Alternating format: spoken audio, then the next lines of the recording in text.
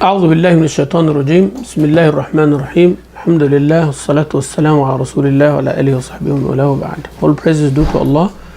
May Allah's peace and blessings be upon His Prophet Muhammad sallallahu alayhi wa alayhi wa sallam. We continue with Surah Nisa, Tafseer of Surah Nisa, and today we are going over inshallah verses 11 and 12 again, and then we will continue on inshallah Rabbil Alameen. Those two ayahs are the ayat of mirath.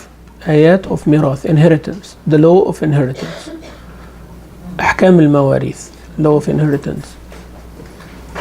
And there is a few ayahs in the surah also about wasiyah, about the will, and the last ayah of the surah also mirath. So we have these two ayahs, major ayahs, along with the last ayah of the surah about the inheritance of the brothers from each other when there are no children or wife or spouse, when there is no children or spouse, and the brothers, the siblings are inheriting. This is the last ayah of Surah Nisa. These two ayahs here, one of them about the inheritance from spouses, from each other, mostly, and one about the others, the father, the mother, and the children. As we mentioned before, the revelation of these ayahs, before Islam, inheritance was basically cultural, and they're not following a divine message. So the oldest will take, the strongest will take, children will not be taking. If somebody becomes the guardian, eats the money of those under their guardianship, orphans and so on. If the orphan is a girl, and then by the time she grows, she reaches puberty, the one who's a guardian wants to marry her, so the money can take the money, and on all of these things were jahiliyyah, right? Were like money was like corrupting everybody basically.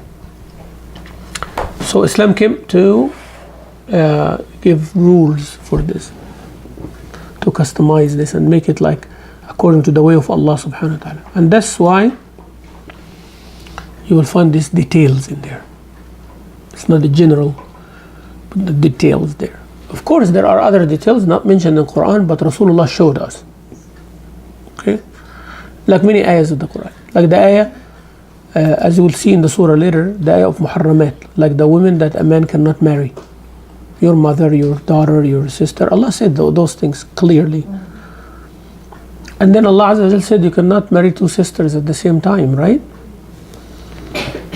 But how about marrying a woman and her aunt, like maternal aunt or paternal aunt? Also is haram, but by the sunnah of Rasulullah, not from the Quran.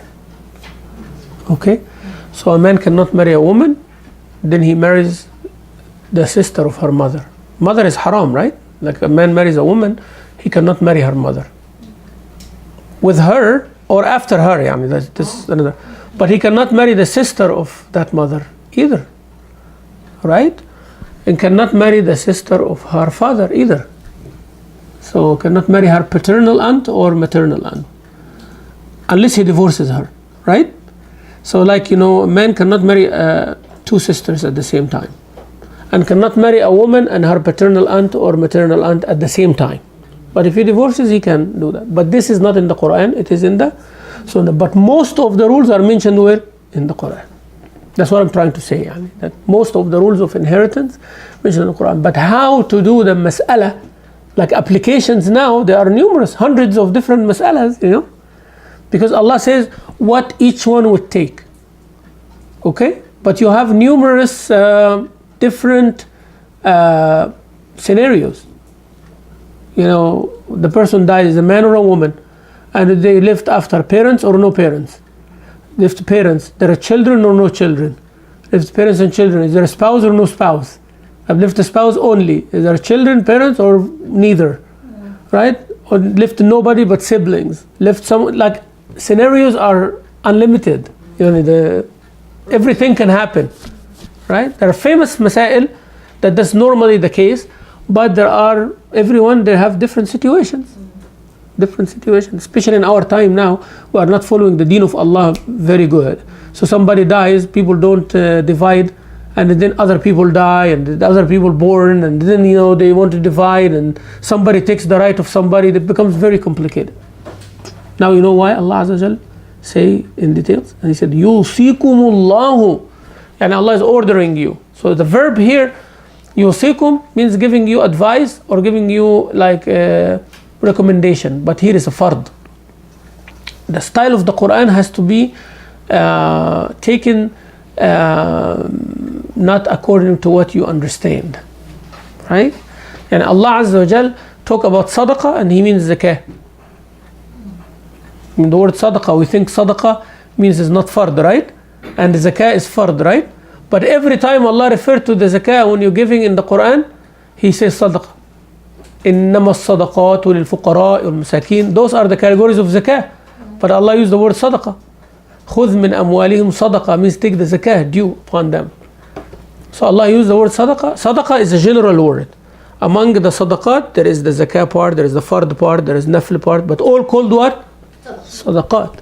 Sadaqat. You get it? So you have to understand the style of the Quran, and Allah is telling us you cannot understand it on your own because you're going to make a mistake. You for sure you're going to make a mistake because you'll understand something literally while it means something else. Alright? So Allah said, Yusikum means ya'murukum. Allah is ordering you. He's making fard on you. Wasiyya in general, the word wasiyya literally means I ask you to do something on my behalf. That's the meaning of wasiyya, right? If somebody comes and says, Ya Sheikh, awsini, can you give me wasiyya, something that advice I need to do. So I am telling you to do something. That's one way of wasiyya. But wasiyya, when it comes to other things, I want you to do something on my behalf. So I am telling you what to do. Right? And in the future. There is a hadith of Rasulullah, a hadith about Rasulullah sallallahu alaihi wasallam mentioned in the 6 books of hadith. Jabir ibn Abdullah is a great Sahabi of Rasulullah, was young. His father Abdullah ibn Haram died in the Battle of Uhud, and he was a close Sahabi to Rasulullah, narrated many of the hadith of the Prophet sallallahu alaihi wasallam. Jabir ibn Abdullah from Ansar, from Medina.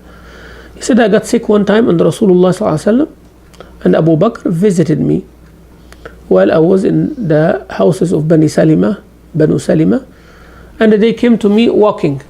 Means they were not riding or anything. See, the Sahaba even they say how they arrived. Mashi aini. طبعا this detail, you say, so what's the, no, actually this detail, lots of ahkam will come from it. When a jurist look at it, they say, is it more rewarded to go visit someone walking or visit someone riding? Is it this or that? So, you just might take a little detail easily, lightly, but it has lots of rulings in this regard. So he said they came walking to me. فَوَجَدَنِي النَّبِيُّ صَلَّى اللَّهُ عَلَيْهِ وَسَلَّمَ لَا أَعْقِلُ شَيْئًا. I was like kind of hallucinating or something. When somebody has fever and sometimes they are sick, they kind of like they're not themselves. So he said, فَدَعَى بِمَاءٍ فَتَوَضَّأَ. The Rasulullah ordered the people of the house to bring him some water, and he did wudu. He did the wudu. ثُمَّ رَشَّ عَلَيَّ. So he took his wudu and he splashed it on me. So Rasulullah sallallahu alaihi wasallam did the wudu. The water that dripped from him is Mubarak, is blessed water. That's only for Rasulullah sallallahu alaihi wasallam. It's blessed water. And the Sahaba would never let a drop of water fall in the ground from Rasulullah sallallahu alaihi wasallam. Anything. When he take he go like this, they will never leave it go on the ground, They will just take it and put it on their face and their head and everything. So that's only for, but some people they're doing it for other people, which has no value. But for Rasulullah is someone who's pure, physically and spiritually and morally pure, and he's infallible, means he will not make a sin or a mistake and things like that. Chosen by Allah, has to be that pure to receive the message from Allah. Meet Jibreel and so anything of Rasulullah sallallahu alaihi wasallam, the sweat or the hair or anything like that, they used to collect it. Even some of the Sahaba collect the hairs of Rasulullah, some of the hairs of the beard of Rasulullah sallallahu alaihi wasallam, and it stayed in a bottle. So whenever somebody has a stomach ache or have a problem, they take one hair and they put it in water and they drink that water and they become relieved, So this is from Rasulullah sallallahu alaihi wasallam. So he said that he did the water of the wudu and he splashed it on me فأفقت, then I became good. I realized. So they told him what happened. Until this moment he didn't know. So he said he saw me this. Then he asked for water. Then he said I woke up once the water of Rasulullah sallallahu alaihi wasallam's wudu came on me. Woke up. فقلت ما تأمرني أن أصنع في مالي يا رسول الله. As you see the situation here, he thought that he's dying, right? What you order me to do in my money, my wealth. And the Sahaba was very concerned about that. He's not the only one asking that question, by the way. And many Sahaba, like whenever they are sick, they think that this is the death coming, right? So now if I die, what should I do with the money, right? I have these children and all that. So Allah revealed this ayah, يُوصِيكُمُ اللَّهُ فِي أَوْلَادِكُمْ. So they say this is the reason of the revelation. There is another story that also says that this ayah is revealed because of that. Now when this happens, I take you a little bit to the sciences of the Quran. When you find that they say the reason of the revelation of this ayah is such and such, and then another narration says the reason of the revelation of this ayah, same ayah, is such and such, and then a third one, and they are like 10 years apart. How do you manage that? There are few things. I'll give you briefly. One, when they say the reason of the revelation, it does not mean that this ayah came for that reason. That's not what it means. Sometimes they mean like this situation is solved by this ayah. So that ayah is not specifically coming for that, right? So they would say, the reason of that ayah, that means situations like this. Questions like that asked to Rasulullah sallallahu alaihi wasallam, then this ayah was revealed. So it's not specific about that. So this is one way to understand it. When you find that the reason of the revelation of this ayah is this, then you find another story saying the same thing, and another story saying the same thing. So you said, what is this, right? So what they mean is this ayah is revealed by stories like that, because of issues like that was going on, then this ayah was revealed. Okay, that's one way. Other way is it is that ayah was revealed for this, and for that. So that ayah was revealed 3 times. Every time the situation comes, the ayah comes as an answer. It is like, I give you the answer, right? And then somebody comes and they say a variation difference of your scenario, and then I recite for them the same ayah. It doesn't mean anything. So it means that Rasul sallallahu alaihi wasallam answer said this ayah came as answer for you. Then someone comes with another situation, maybe a little bit different. So the same ayah comes to Rasulullah sallallahu alaihi wasallam telling him it is the same answer, right? Same answer. That's why Surah Al-Fatiha was revealed more than one time. One in Mecca, one in Medina, some says Mecca, some says Madani, but it is revealed more than one. So that's briefly. There are other reasons, but I'm just giving you some understanding. When you hear the word sabab al-nuzul, or the reason of revelation, doesn't mean that specifically came only for this and that's it. Because sometimes you'll find other narrations saying the same thing, right? Yeah. That's why there is, so this hadith here is mentioned by Bukhari, Muslim, Abu Dawood, Nasa'i, Ibn Majah, and Tirmidhi. 6 books of hadith. Okay? Now, Ahmad, Abu Dawood, and Tirmidhi, right? Ahmad, Abu Dawood, and Tirmidhi. Those are Abu Dawood and Tirmidhi from the 6, and then Ahmad now narrated also another collection. From same Jabir also. Jabir, the one who said this ayah came about me, right? That tells you what I'm proving, the point I'm saying. He said the reason of the revelation is what happened to me. Now he himself is narrating for someone else. The same guy, the same Sahabi. He says, جاءت امرأة سعد بن الربيع, the woman, the wife of Sa'd ibn al-Rabi' came to Rasulullah after he died. Sa'd ibn al-Rabi' died in Uhud. Was the father of Jabir, right? That died. So she came to Rasulullah, said, Ya Rasulullah, هاتان ابنتا سعد ibn al-Rabi'. Those are the 2 daughters of Sa'd. He did not leave boys behind. He left 2 daughters and his wife. قتل أبوهما معك في أحد شهيدا. Their father died as a martyr with you in Uhud. وإن عمهما أخذ مالهما. Their paternal uncle, the brother of their father, took all the money. فلم يدع لهما مالا. Did not leave them money. ولا تنكحان إلا ولهما مال. Nobody is going to get married to them except if nobody wants a big liability, at least he has some money. فقال يقضي الله في ذلك. Allah Azza wa Jalla will give the ruling. There was no ruling at that time. Then this ayah was revealed. So now Jabir is saying this ayah is revealed. He said this happened to me and this ayah was revealed. Then he is giving another story, he himself, right? This is not two different people, about someone else. What does that tell you? That he is not saying that this ayah is revealed specifically for me or specifically for that. He said this ayah solved my issue and solved somebody's issue like this. His issue, he asked Rasulullah, what should I do? There was no answer at that time.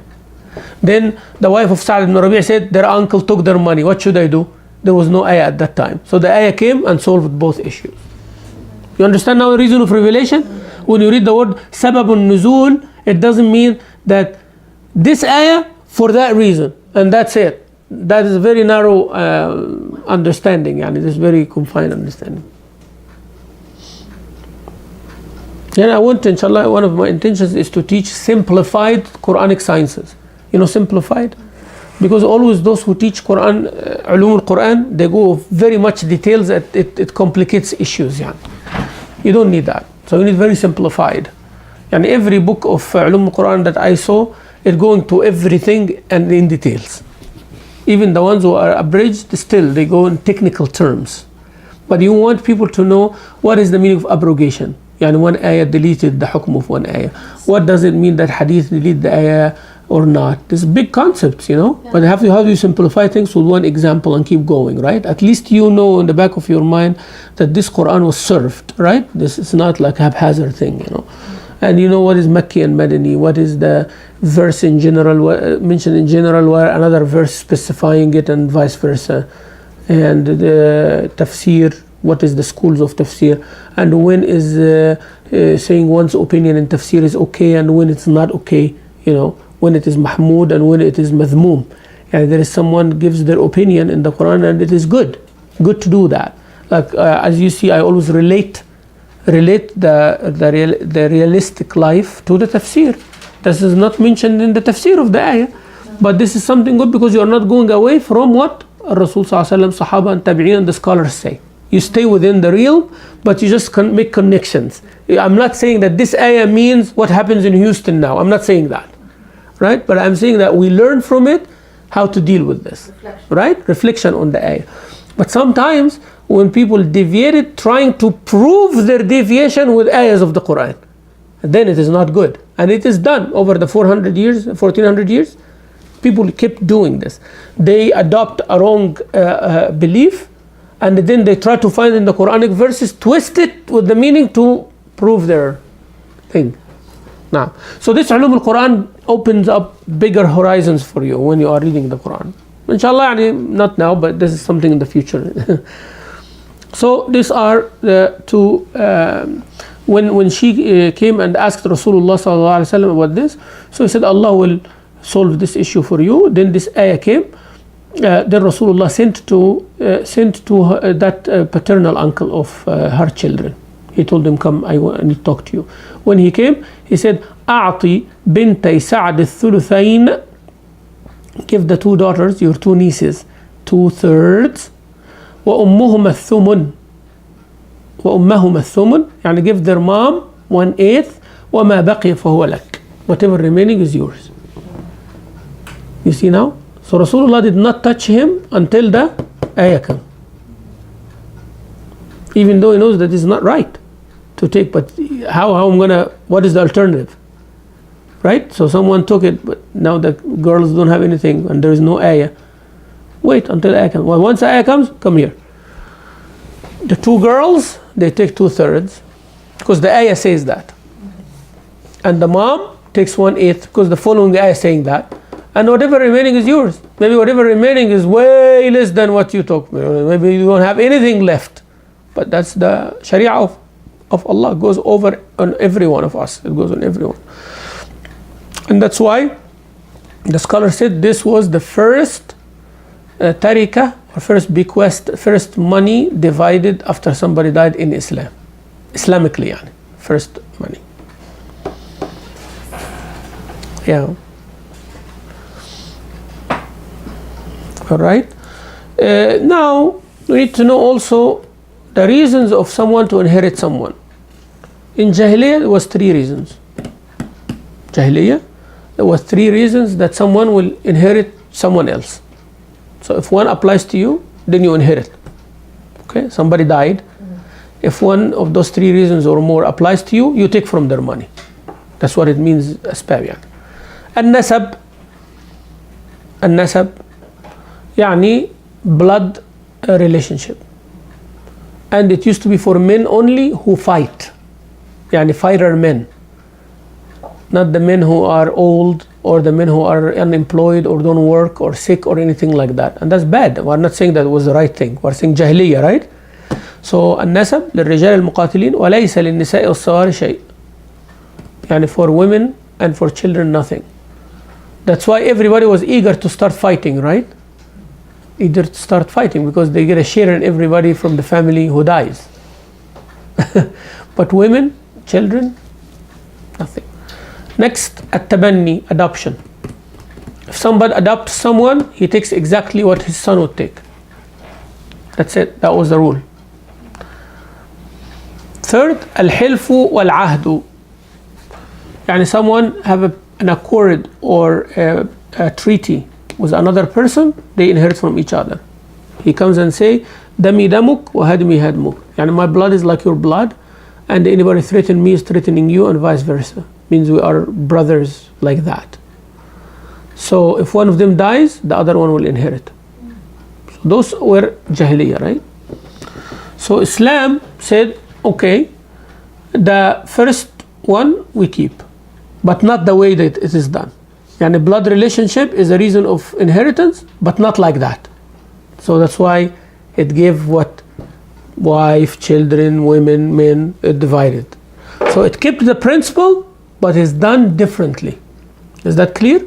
So in Jahiliyyah, you have blood relationship, you inherit, but only if you are a fighter, male.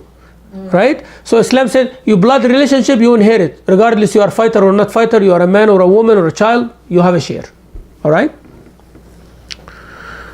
Then the adoption, Islam says no. No adoption inheritance. Because adoption becomes haram and nobody inherits. Right? So no adoption, no inheritance because of adoption. And it kept the people who get to treaties with each other, which later also was cancelled. Right? And no people like come and said, we're brothers, no blood relationship, nothing, and if I die you inherit me, you not inherit me, and then we write an agreement, our families are one family now and all that, then we inherit from each other. It used to be, but now not. Okay, so that was also out. There is also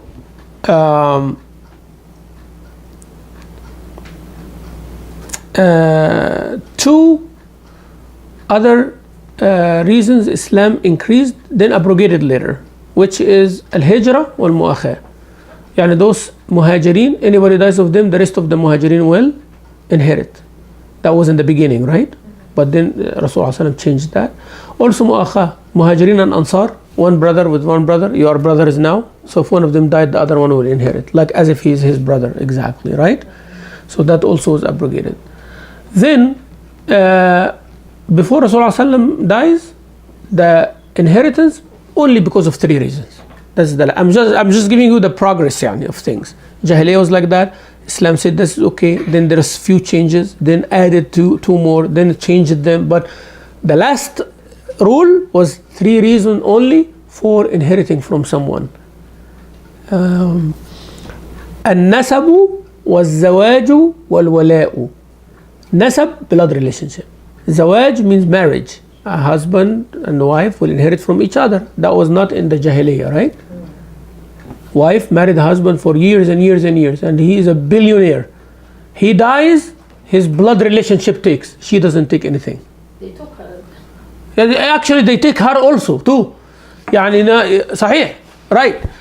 She's right. Like the older sons of the man who died take the wife, like their stepmother, part of the inheritance. One of them will marry her, like that.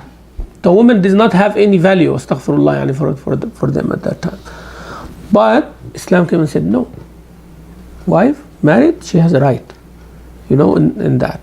So nasab means because blood relationship, father, grandfather upwards, son, grandson downwards, siblings, brothers, sisters sideways, right?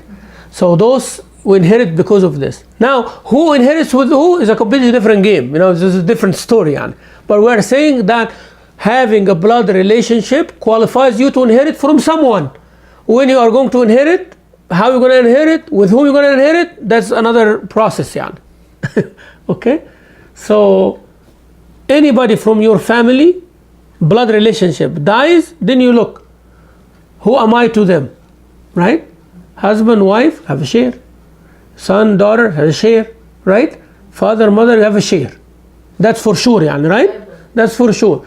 Now you are a little bit further. We are siblings, right? Does he have children? Yes, means I'm not taking anything. Right? He does not have children? Yes. And I'll see his wife and his parents, and then I'll take. So this is more of a procedure, right? But being in a blood relationship qualifies you to inherit. When and how, that's another story. You get the idea, right? Second one is marriage. Someone married to someone, when they die, is there a relationship of marriage or not? If the divorce happened, you're out. Right? So there is a marriage, قائم there is a valid marriage going on. Okay? That's why it becomes very hard when you are in a country that separates civil marriage from religious marriage. And then you have a big problem. Right? You have a huge problem. Some people will come, father died. And always when there is too much money, it becomes the issue, There is less money, nobody cares, right? But when there is few $1,000s and everyone has, so don't care. But when we're talking about like big money and real estate and stuff like that, then it's an issue. Or if they want to give hard time to each other, then there's the issue. So it's either or, those two reasons. They want to give hard time to each other, or there is plenty of money involved. Then it becomes an issue, because everybody provide a document. Let's say the man is not married in a civil court, or just did a divorce in civil court for a reason or another, right or wrong or whatever, but Islamic marriage was going on, and he dies, right? Then comes like his children from another wife or someone like this, said, oh, I am his wife, but you're not, right? So there becomes an issue, right? Provide some documents that you are his wife. Provide some documents that you are his children, and so on and so forth, right? It becomes an issue when it is like that. But as I always say, whenever people want to please Allah, we have no problem.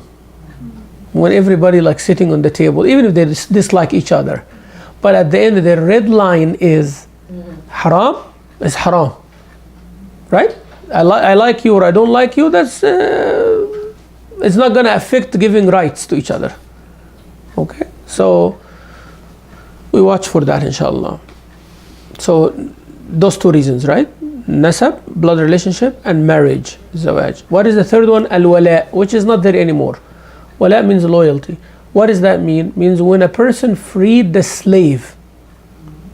They have a slave, right? Slave used to be a property. It's property. It's a human being, yes, but he's like part of the property. Because a person can sell the slave. Human being, yeah, but yeah, slaves.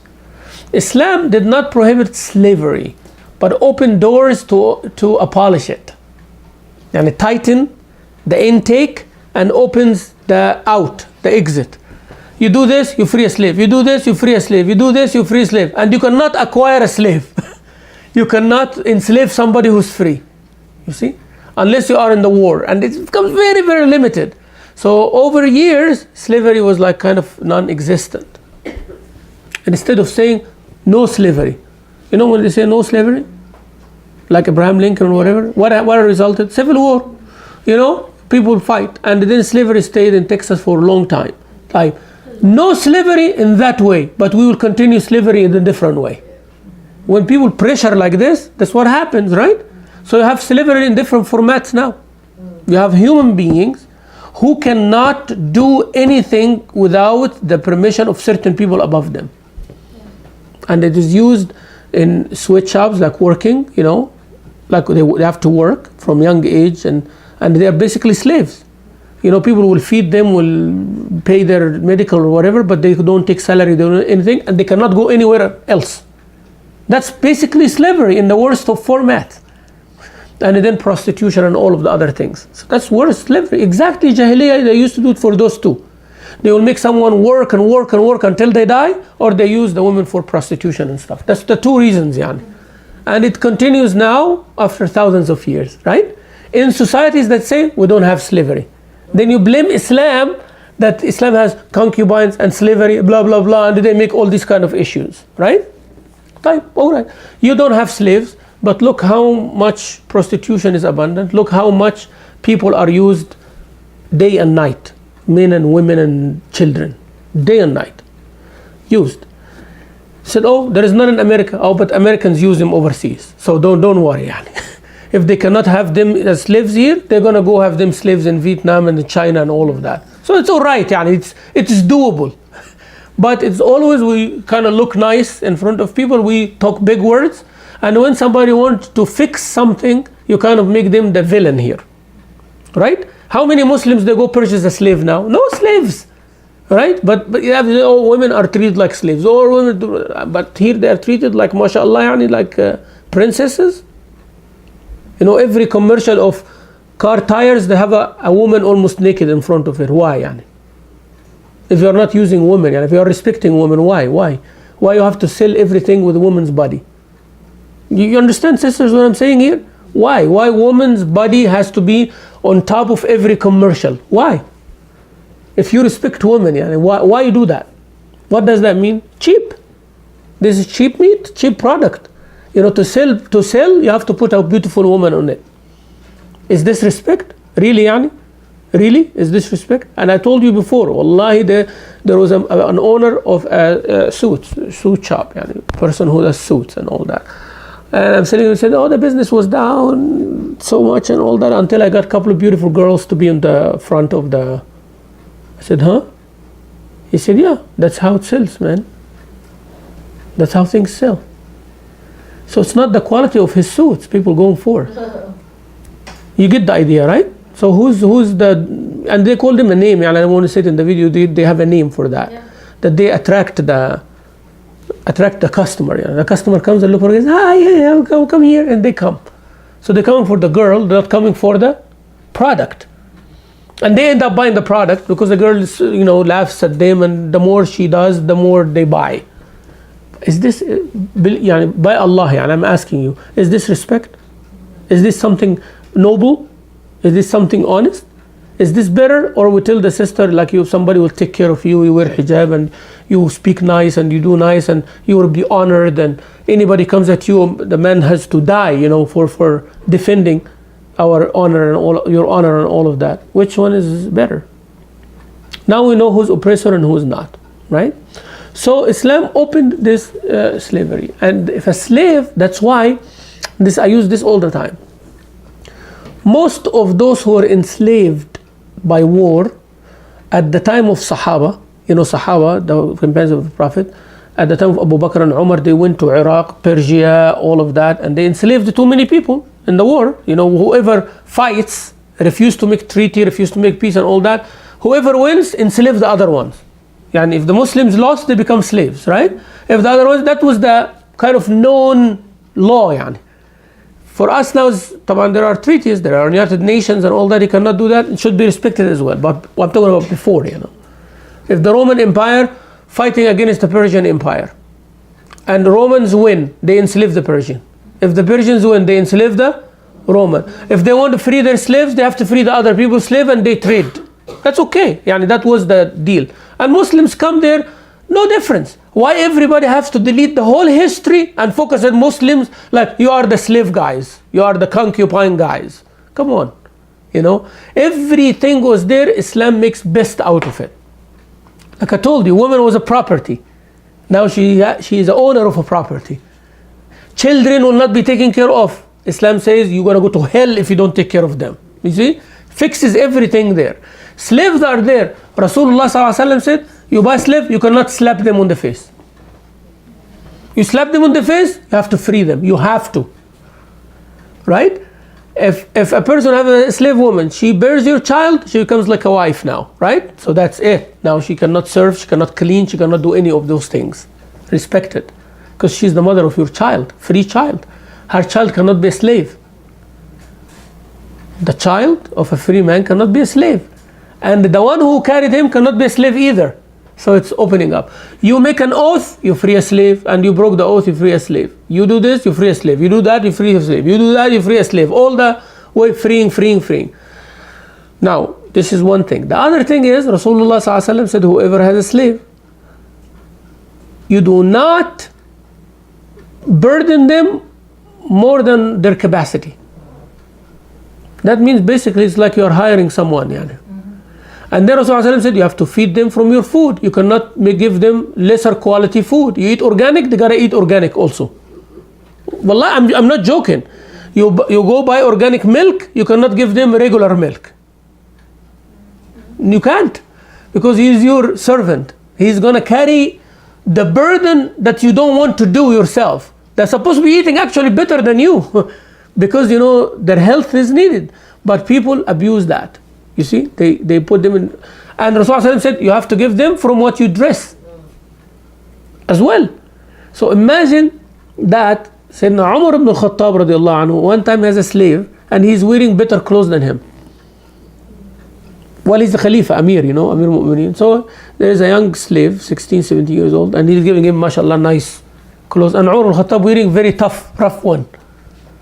So they tell them, what's the deal? At least they are the same. You are wearing tough, rough one. He said, no, but this is my choice. But he's young and his skin is soft and he likes to look nice in front of people. So I give him, see, he is slave, for God's sake. Now who treats a slave like that? Nobody. Now I'm using this point to prove what? Because of that treatment, whenever a master, the Sahabi, frees a slave, the slave does not go away. Does not leave them. That's why they become Mawla. That's the third reason of inheritance. Mawla means, master, I don't want to leave you. I want to stay with you. I will work for you. And instead of being a slave, we'll give him a salary, right? We'll get him married. It's like his own brother, kind of. So that's why most of the scholars of Tabi'een, they were Mawali. They were the freed slaves, like Mujahid and Ikrimah. They were the two freed slaves of Abdullah ibn Abbas. And they became two biggest scholars of Tafseer after him. Now understand the point? So who's the slave that he's freed, but he still wants to serve? Unless they were treated properly, they know that the man fears Allah, and they know if they are in their own, they will not do as good as they are slaves. That's why Zayd ibn Haritha, he was a slave of Khadija. He's an Arab.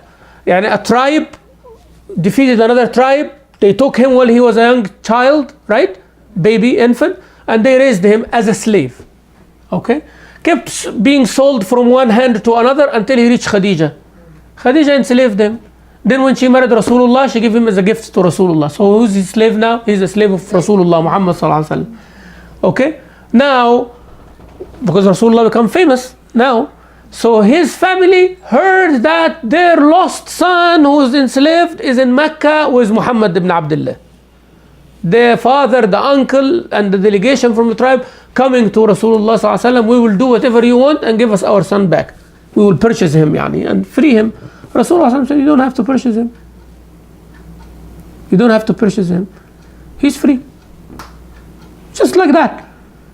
Go. He said, no, Allah, I cannot go with my father and uncle. They will never treat me better than you. What are we talking about here?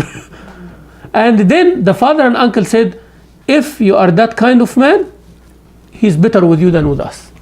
We will be honored that he is part of Bani Hashim, because at that time was a adoption. So he called him Zayd ibn Muhammad.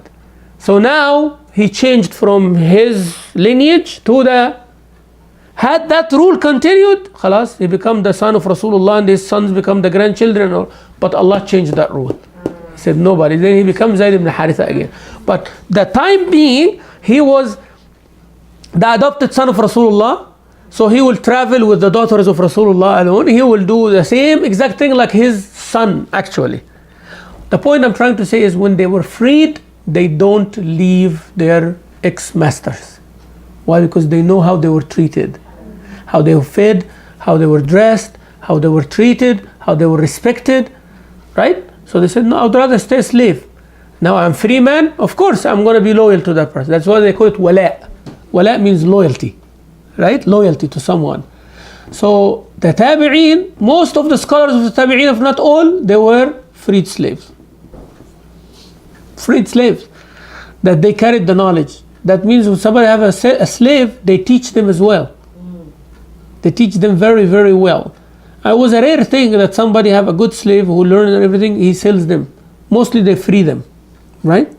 But they stay and carry the deen of al-Islam.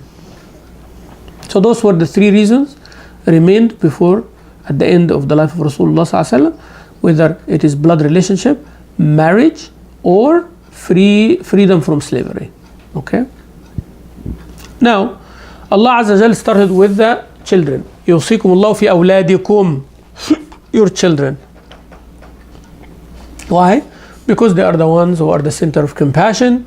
They need help because of their weakness when they're young and all of that.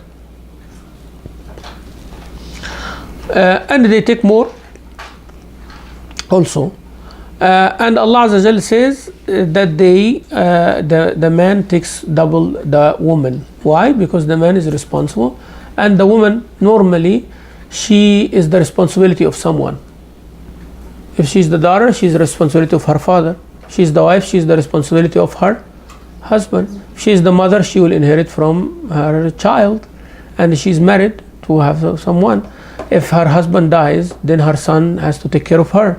So always the woman has somebody to financially support her, but the man does not necessarily the case. That's why the male in Islam takes twice. So I want you to look at it from that perspective, not why this and that equal da. That's very narrow understanding. The man is always responsible about more. If his parents don't have money, he has to spend on them. If his sisters don't have money, he has to spend on her. He cannot give the zakah to these people, right? Because they become like his responsibility. Unmarried sister, yani when a person have a sister who is not married and he has money and she does not have father, she does not have income, he must spend on her. You see? Now if that sister inherits, it's not a must on her to give her brother who have been spending on her all this time anything.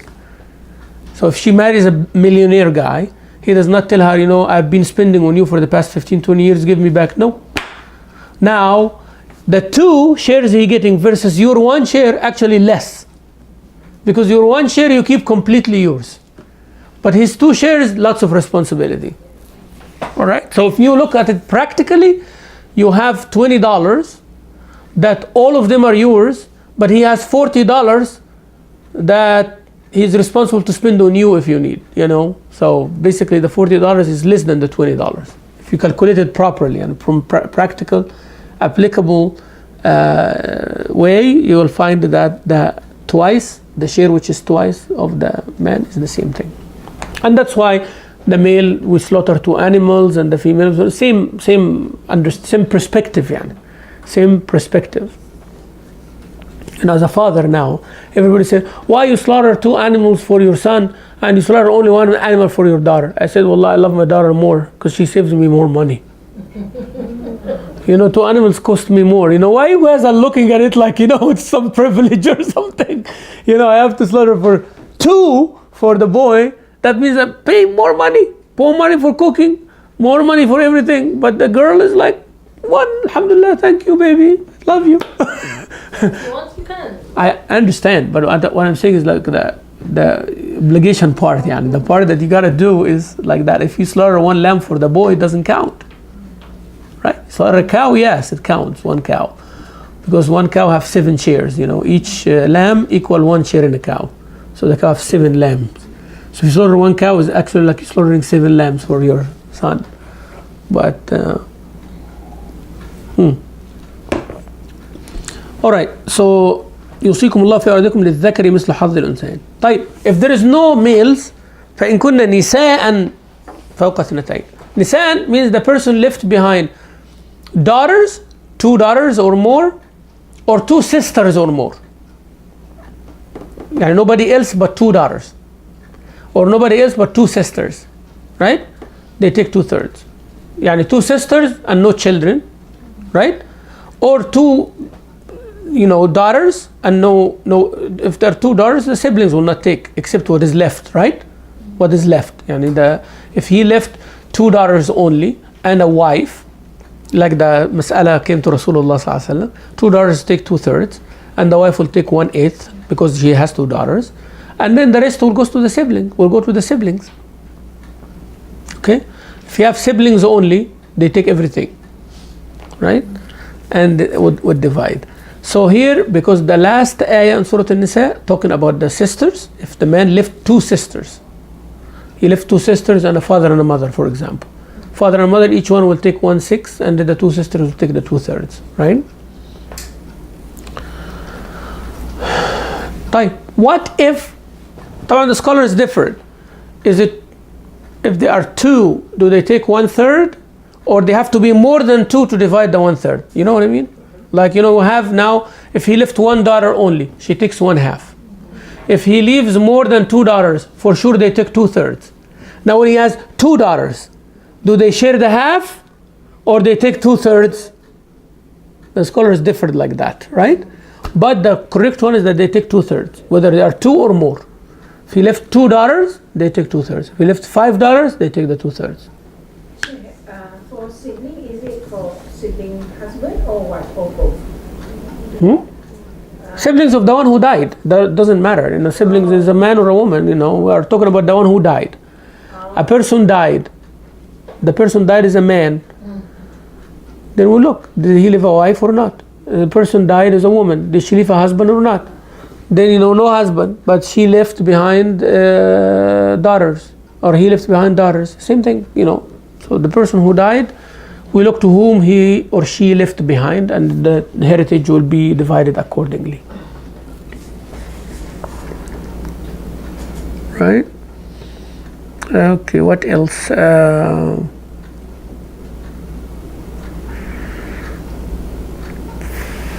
Always the one higher blocks the one lower. What does that mean? Means somebody died and he left like children and grandchildren. If there are children, grandchildren will not inherit. Right? He left children and grandchildren. That becomes more clearer, yani. If the man left, for example, 5 children. I'm not talking men or women now, right? He left 5 children, regardless, all girls, all boys, and then each one of them have what? Children. That's clear, Parents will take, grandchildren will not take anything, right? Because they are the responsibility of their parents. So the one higher blocks the one lower. Now, when it becomes an issue, if one of the siblings dead before the father, right? So he left 5 children, right? But before he dies, 1 or 2 of his children are dead, but their children are alive. Okay? So you have 3 children and their grandchildren, and they have here 2 of the children dead, but their grandchildren are there. So you have a layer of grandchildren and the layer of children, but the layer of children, 3 out of 5 only alive. How are we going to divide the inheritance? Only those alive take. Grandchildren, all of them don't take, even the ones whose father died. No, they don't take anything. Except some of the Islamic courts now, they make something called wasiyya al-wajiba. And the scholars made like a share. Those children will share the share of their father or the share of their mother. But it's not from Islamic perspective. It is more of ijtihad. Like, for the case, especially if they're, why we do that? Because they are the responsibility of their uncles. Yeah, they are the responsibility of their uncles. Because they are, those nephews, they're orphans, right? They don't have anything, so their uncles has to spend on their food and drink and shelter and everything, right? And if the mom deserves the zakah, for example, they have to give her from the zakah, because she is the wife of their brother, right? And so on. So they become the responsibility of the family, because they share the name of that family. So that family is responsible to, that's why they don't have a share in the inheritance. But practically, from all the shares, they'll be taken care of. If you give them a share, each one of them said, you have a money, I don't care now, right? And maybe that money is not enough for them. You see? So most of the cases, okay, each one taking a share. So I am the father now, and I'm taking a share for myself. And I'm having income, and I'm spending on my children and everything. My brother died, but he left behind him 5 children, right? So if I give the 5 children the share equal to a share of one guy here, it's not going to be different. But each one of us now will say, you guys got your share, go. Right? But instead, Islam says, they don't have a share, but they are our responsibility. Which one is actually better? Second. You see, sometimes you look on something and say, oh, it's not fair. But don't rush. Just relax. Right? Wait, because never ever Allah made a rule which is transgressing anybody. Never. That's why the problem when people want to apply Sharia partially, they fail. Because it's a system, right? They fail all the time. Why? Because you cannot cut the people's hand and don't provide them with prospective jobs. You don't have retirement plans for them. You cannot stone people and lash their backs while you are making marriage hard for boys and girls. How? The economical system is corrupted, and then you're going to punish people for stealing. The moral system is corrupted, then you punish people for committing adultery. How? I'm not saying that don't punish. I'm not saying that. What I'm saying is it's a complete system. Don't tell people like, here, insurance is haram, insurance is haram, insurance is haram. Then flood comes and it destroys their houses, and then they come and say, oh, because I did not do insurance, I lost everything. $200,000 house, I don't have insurance on it, and it's going to cost me $150 to fix it. Where am I going to get $150 now? After it was a person who owns that equity, he is a person now homeless, and he wants money, and he cannot fix the house, and the house cannot sell. They're basically stuck. And somebody said, see, you're stuck because you are following Sharia of Islam. Well, that's the problem. People misunderstand things. Well, we didn't say that insurance is haram in that case. We're saying that, okay, if this is going to be the case, the areas that have volcanoes or hurricanes or things like that, people can have coverage insurance on their houses. When you buy a car, you cannot tell people don't buy new cars because you're going to have a full coverage. No, buy a car and have a full coverage, because this is part of the deal. This is part of the things. And if it is smaller issues, there are reasons that if they are there, then you can use whatever not necessarily allowed by the Sharia. What I'm trying to say is, you have to look to what is around you before judging. Don't judge things. Don't say this is not fair. No, it's very fair, but it's part of a complete matrix. It's part of a plan. You fail to understand it because you're trying to take a piece here and apply it in an environment which is like you are planting like a very nice tomato plant in December, or January. You can do whatever you want. It's not going to come out. It's not going to come and give you, expensive. You put fertilizer, you did every day, you put water. It's not coming out. Why? Because this is not the environment. Okay? You planted on time, like on February, March or something like that, but you did not do any of the above. Still it's not going to come, or it's going to come very weak. You did not take care of it. And so on. So teachings of Islam, not like that. Why we fail to understand it, sisters? Because we try to separate it from the matrix, from the system. You have to understand the system of how people marry, how people raise their children, how people deal with their enemies, how people have finances, how there is Bayt al-Mal, who's zakah, this and that. So it's a system. Now, Also الأقرب يحجب الأبعد. We said the higher blocks the lower and the closer blocks the further. Children are closer than siblings. Okay? So children will block the siblings. Right? So they block. So الأقرب يحجب الأبعد. يعني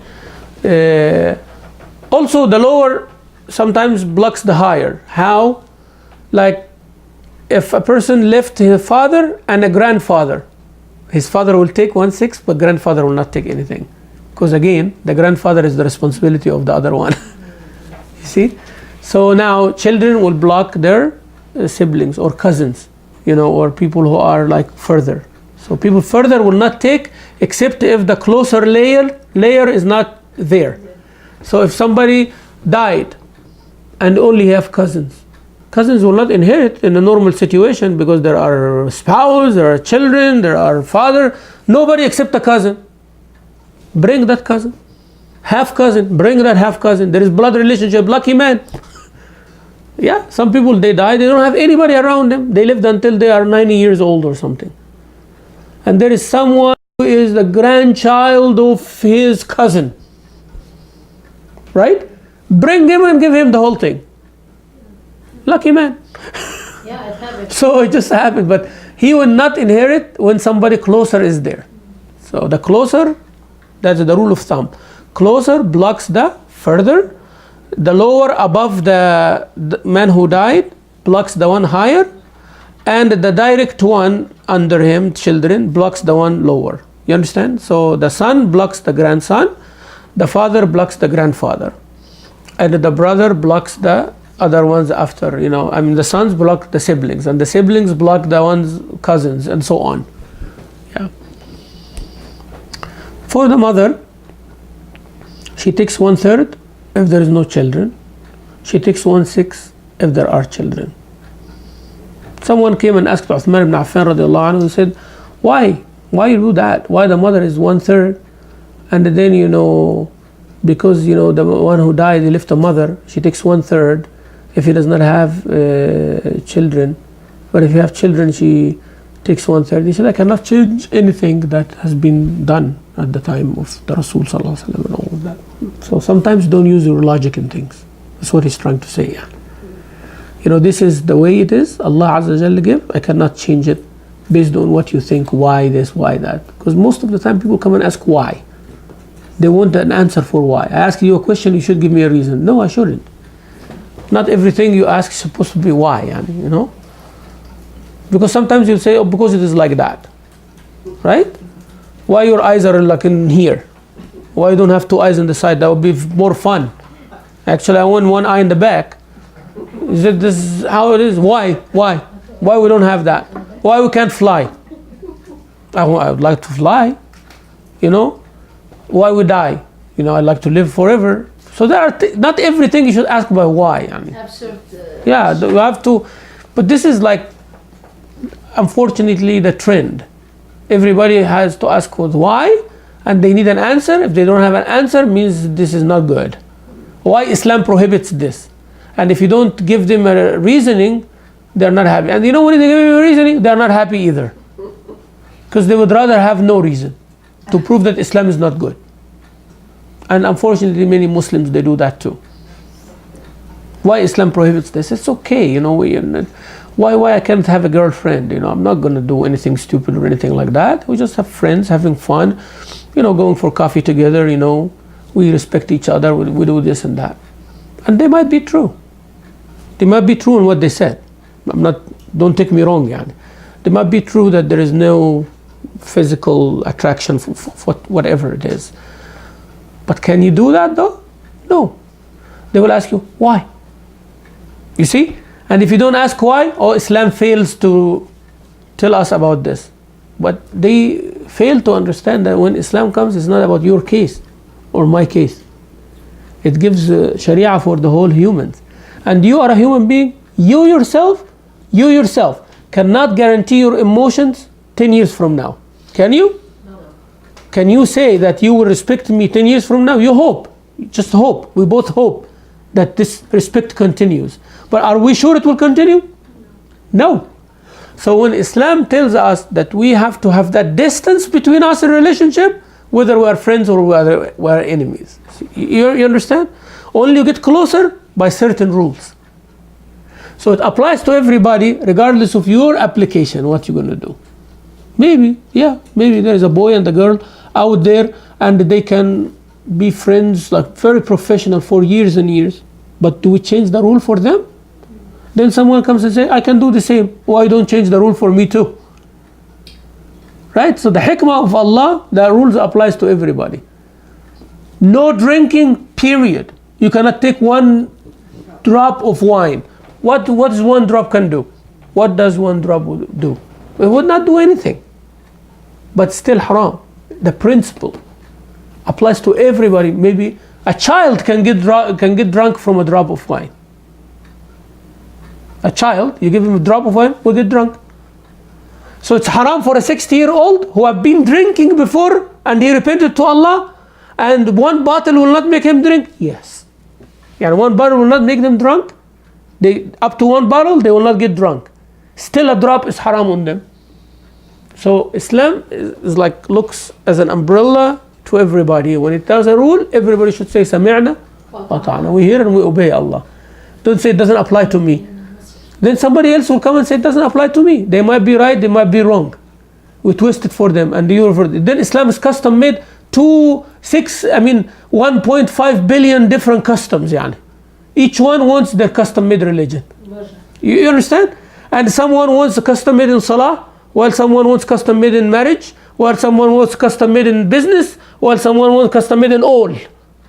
And then everybody says, why this guy has this and not me? I qualify also like him.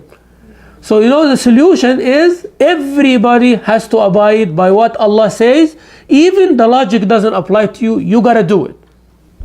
I hope I get you some perspective here. Right. What do we do first? Debt, will, or dividing the inheritance? The debt goes well. Even though Allah Azza wa Jal says in the Quran, من بعد وصية يوصي بها أو دين.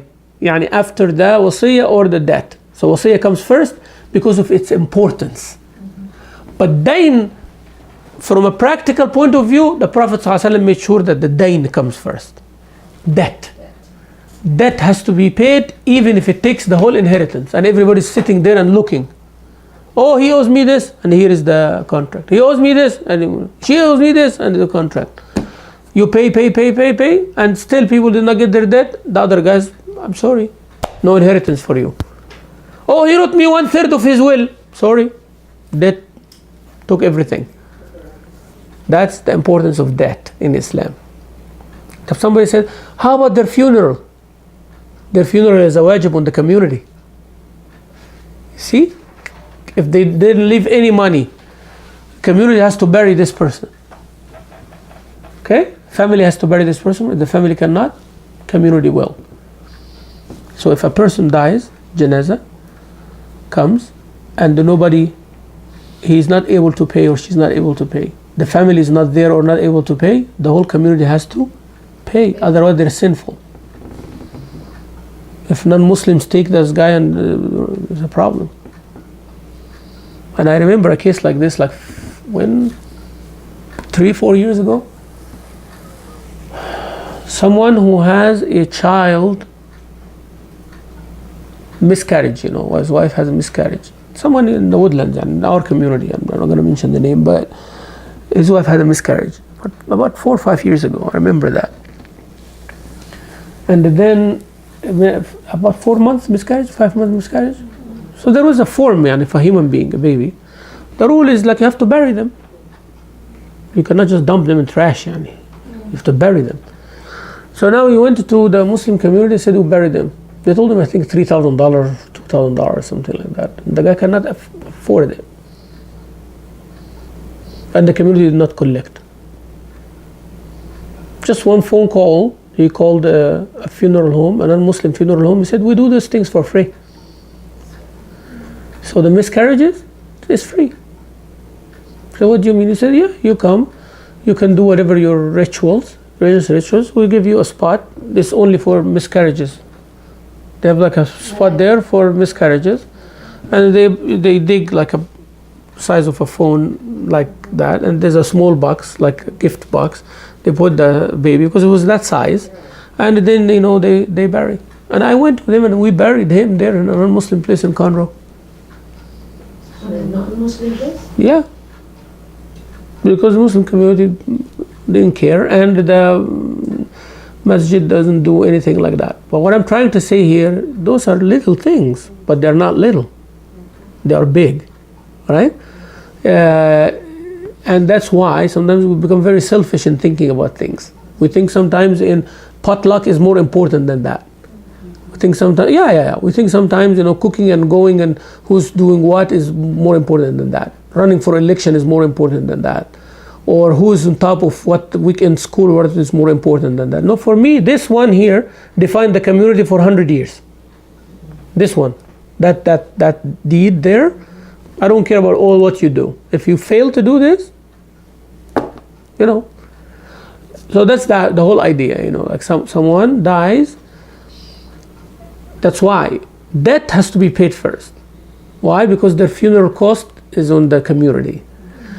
Wasiyah comes secondary, before the inheritors, So wasiyah has to be taken also out of that. If there's any money left, he's going to give 1/4 of his money to that organization. That 1/4 goes automatically out. Then the rest will be divided. So a person of wealth in his life, her life, can make a wasiyah. Not more than 1/3. Yes, anybody. Children, Muslim children or whatever, they can dedicate Yes. a certain amount. A certain Let it be known in public among the family members. Not more than 1/3. Yeah, no more than one. No, you don't have to make it public, but it will become public after death. Yeah, the wasiyah will come out after death. Those who are inheriting, they, if you leave it with a lawyer or with someone trustworthy or anything, which you should, then once a person dies, when the inheritors come, right, they get like the legal notification, or they go to a Islamic council or to a lawyer or somebody said, we want to inherit. Like in Egypt, for example, when somebody dies and they don't get along, let's say, so they go and make something called the i'lam waratha. So they go to the government and they said, we want to initiate the inheritance law. So the inheritance law means somebody from the government will be appointed to come and count who's left, who's this, and they will see if there is a wasiyah with somebody, or he registered wasiyah or anything like that. If he has debt or anything, it will be done like an audit. Yani. So they give the debt, and then they do give the wasiyah, they execute the wasiyah, and then they divide the inheritance for everybody. That's if they don't get along, it will be enforced on them. Now if they get along, they do that on their own. So I come and I say, okay, such and such person died, if any debt, please provide your documents. Or if you don't have documents, provide 2 witnesses. If there is no 2 witnesses, I have to take the person on faith or not. I have the option. Yeah.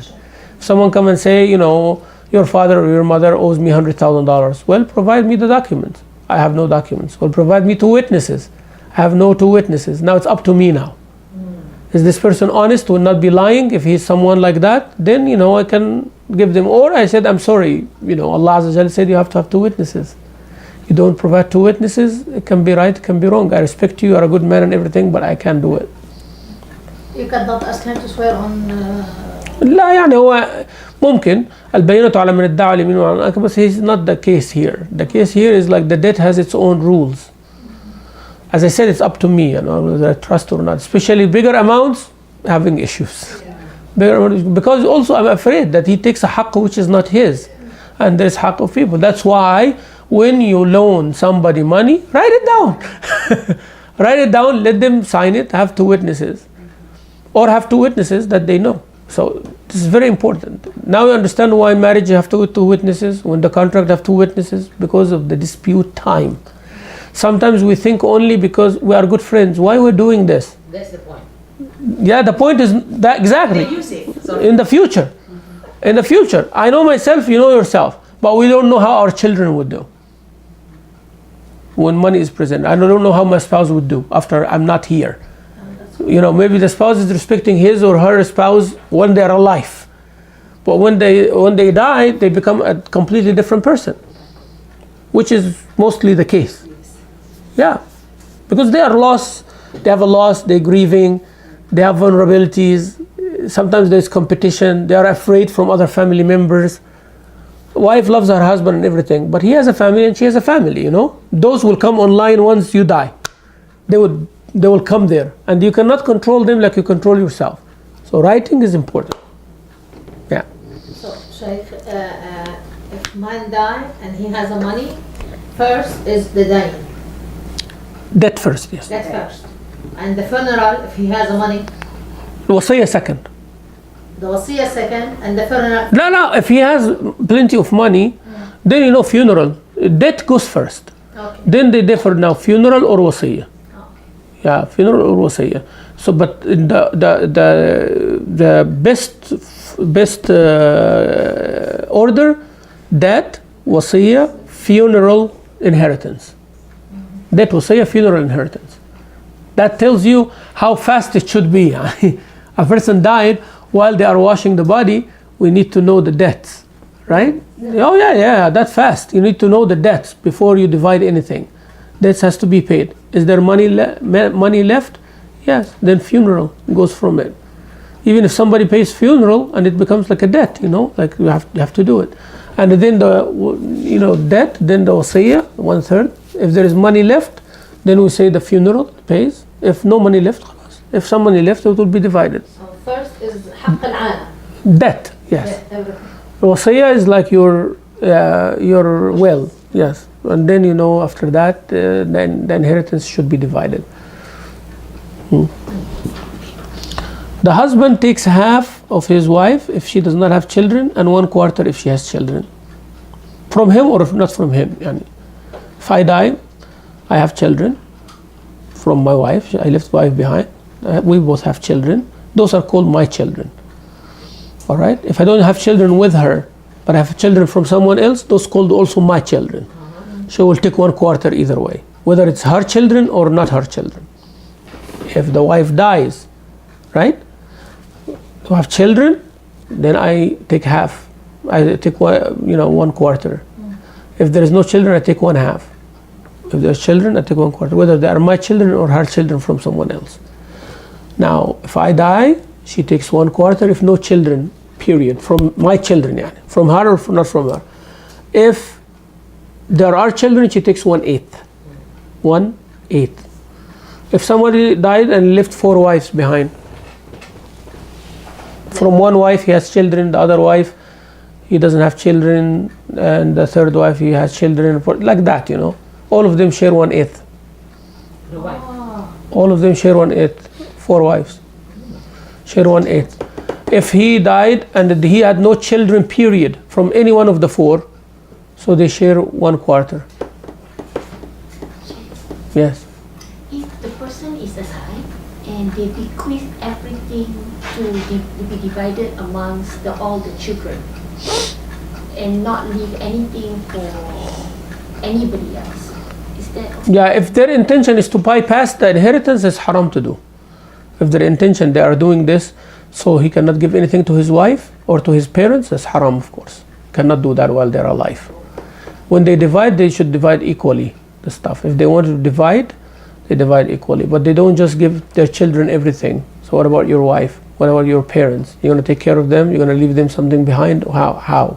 But if like the parents already agree and there's no grandparents, if it's an agreement already, is that okay? That's fine. A man can give his wife whatever he wants. He give his children whatever he wants, as long as he's not leaving people out.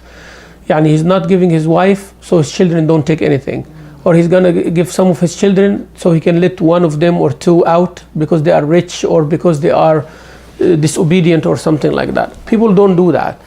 But that's not an Islamic tradition. That's not from Islamic culture. Why? Because now if I divide everything among my family, basically I don't own anything, right? What if I divorce this wife tomorrow? What do I get? You see? What if she dies tomorrow? Then her parents and her family will take from that too. And what if the children takes all this money and my wife dies and they kick me out of the house, which happens. You know, so that's not advised at all, and it's not from the Islamic tradition. The 1400 years of life, Muslims don't do that. You don't divide your wealth just because you don't want people to fight. Actually, you are causing a bigger problem in your life now. When you are old, they will put you in a retirement home. Yeah. You're laughing? Yes. It is going to happen. And I can point actually to cases in this community, not few miles away from you, sitting here. It's not that far-fetched. And this is people who are all over each other. Like when the father there, people kiss his hand, his children, his wife, like he's the top person. Right? Then when he started getting sick, they divided everything among themselves.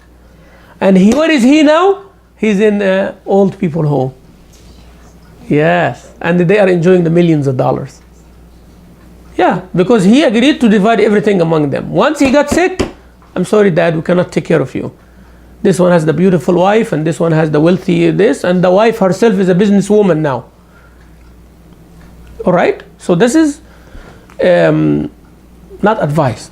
I hope you get it. Yani. But if it is done, nobody can say it's haram, as long as you are dividing it equally and all of that. But that's not the way we do things. That's not the way you do things. I want my money to be with me, so I'm able to give sadaqah, subhanallah. I'm able to give things. Yani Rasulullah ﷺ visited, what's his name? Sa'd ibn Abi Waqqas, his relative, while he was in Mecca, sick, and he thought that he would die. And he had one daughter only. One daughter. And he told him, Ya Rasulullah, I'm sick as you see, and I think I'm going to die. Do you think I should give all of my money to someone else? Give my daughter or something and leave the money? He said no. He said 2/3? He said no. He told him half? He said no. He said 1/3? He said okay, even it's too much. So people think that I should give 1/3. No, the Prophet said it's too much. Yani people think that wasiyah has to be 1/3. No, wasiyah can be 1%, 2%, up to 1/3, and 1/3 is a lot. And then the Prophet told him, for you, listen to the story because it's very important. For you to leave your inheritors or heirs rich, better than you leaving, like not making. He did not say make them now. He said leaving them rich is better than you leaving them begging. And then he told him the other side. Maybe you will have a longer life and more children. So why you are rushing it now? And actually that's what happened. Sa'd ibn Waqqas have like 30 children. He lived until he had 30 children. Now you can imagine that he divided his wealth, or he gave it at that time? He will not have 30 children. He will not have 30 children? No, but he lived, he married, and he stayed until the time of Umar ibn al-Khattab, and he has like 30 children. 16 boys and 14 girls or something like that. He lived a long life. So what I'm trying to say is it's not from our tradition, but nobody can say it's haram, halal. And I talk to my sheikh and sometimes say this is not from our tradition.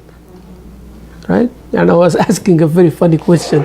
Someone asked me recently, said, yeah, Sheikh, what is the hukm of consuming breast milk? Like women give milk, so adults consuming breast milk, yani. They make cheese out of it, they make cake out of it, they make cereal out of it. The Sheikh started laughing, right? He said, subhanAllah, it reached to that level, I really don't know. But he said, that's not our aada, that's not our morals, that's not our tradition as Muslims. Yeah, and he said the breast milk of the woman will not make haram halal if the person is adult. But breast milk is known to feed the babies for 2 years. Even a baby more than 2 years, no. So let alone an adult, yani, right? But nobody can say it's haram to do it, but that's not from our culture, that's not from our tradition. Allahu A'lam. Now we'll stop here, inshallah. I wanted to talk in details about this inheritance and its hikmah. So before we move on, inshallah. Yes?